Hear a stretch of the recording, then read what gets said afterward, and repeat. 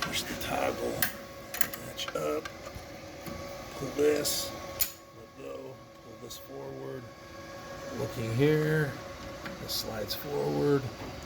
Move this out of the way, all the way out. Keep this, grab the hold of the pump, pull it forward, and voila, pumps out. This is hand tight to remove the hose, and this is your inlet, so that could be removed.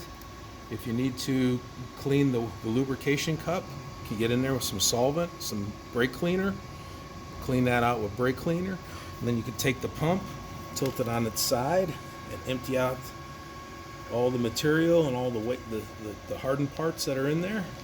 And then once you get that, you can go ahead and reassemble it. Pull it back up into here. Make sure that the cam is locked in. It's locked in. Grab your toggle, pull it forward until it snaps.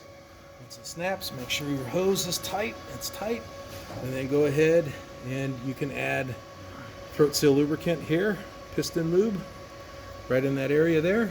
Or when you put the cover on, the cover has its own piston lube reservoir, and when you push the button on the side, it adds a squirt of oil, it gravity feeds, and it fills the material there.